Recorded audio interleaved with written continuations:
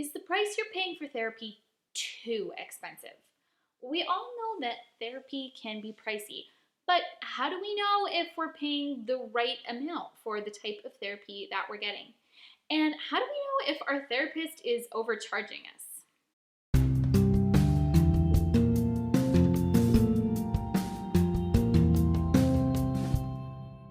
My name is Caylyn, and I am not a therapist. Armed with Google and my experience as a therapy client, I'm going to go over with you kind of the expectations and average prices that we can expect to see for therapy sessions, along with including some of my own experience in these kinds of things. Make sure to subscribe to keep catching my client-centric therapy videos. Psychotherapy is still not something that's covered by universal healthcare systems, whether it's national, state, provincial, what have you. Some places do, some places don't. So be aware of what your financial situation is when it comes to therapy and what options that you have to help you cover the financial costs for therapy. And please always do this before trying to find a therapist. What I'm going to cover today is psychotherapy as trying to find a therapist through private practice. There are standards that you can expect for something like this, but private practices allow therapists to essentially run their own business, and they have every right to set their own fees. I think as a general rule of thumb, like most things in life, if someone has more experience and more education, they're probably going to be more expensive. You can also expect specialists to also be a little bit more on the expensive sides. Generally speaking, anybody who is practicing as part of a private practice that they themselves run probably have 2 degrees. At least in Canada, I don't think you can practice as a private practice with only a degree in social work. In that case, you would have to have your master's, or you would have to have enough education under your belt to be considered a clinical social worker, a psychotherapist, a psychiatrist. I mean, psychiatrists are a whole other story. But generally speaking, more education, more expensive. More specialized, more expensive.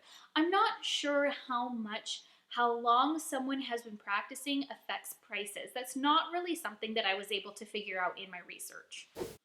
Leave me a comment down below and let me know what kind of financial support you think mental health deserves. Do you think all insurance plans should have it? Do you think it should be a part of universal health care? Let me know. So when you're looking to see a private practice therapist, what should you expect to pay per session? In my research, I found the average for Canada was in between $125 and $175 Canadian per session. But in doing research on Psychology Today, I found things in Toronto for as low as $50 a session and as high as $300 a session. It varies greatly. A lot of professionals also had a sliding scale. So some of them list something like $100 to $150. Other ones just have their pay range as sliding scale. So it's good to keep that in mind, that if you do make a little bit less money, or perhaps you don't have benefits, that you would be on the lower end of the sliding scale for per session prices. And this can also be really good to keep in mind to negotiate with a therapist if you do find someone that you really, really like, or that you feel you would connect really well with. Now, are you being overcharged? There's a couple of different ways we can look at this. If you go online and somebody has an honors bachelor in social work, a master's of social work, and has additional training certificates for something like CBT and DBT, yeah, you could probably expect them to charge a little bit more. They've spent years studying this stuff, and all of their degrees are highly relevant. The same goes if you're seeing a psychologist who maybe has specialized training in PTSD and trauma. They've put more time and more education into these kinds of things. So you can expect those kinds of professionals to charge a little bit more. Now, that's not to say that somebody who doesn't have a couple degrees in something else, like a master's in liberal arts, who then goes to get psychotherapy training, isn't worth money. But something to keep in mind about that is not all of their training has gone into therapy per se.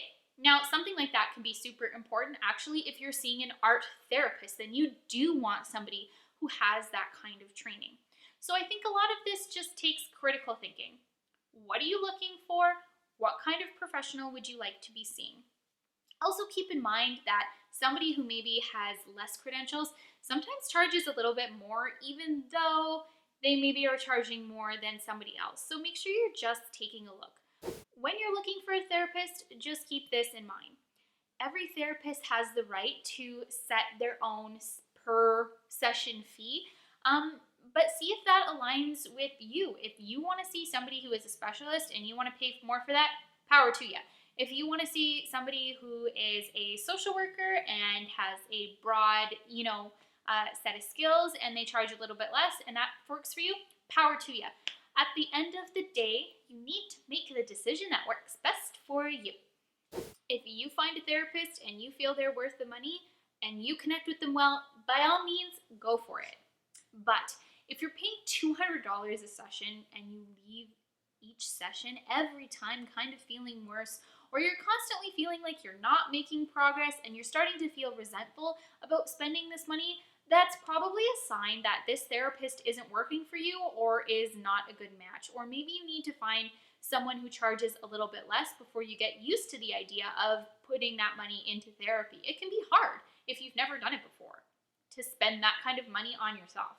Always, always, always listen to your gut and keep your goals in therapy at the forefront of your mind. This will help you a lot with picking a professional that is right for you. Thank you so very much for watching. I'll link to it in the cards, but I have a video on red flags for therapists if you want to take a look at that. Please subscribe to this channel. Please leave me a comment, like, share if you're interested in this kind of stuff. Sign up for my newsletter.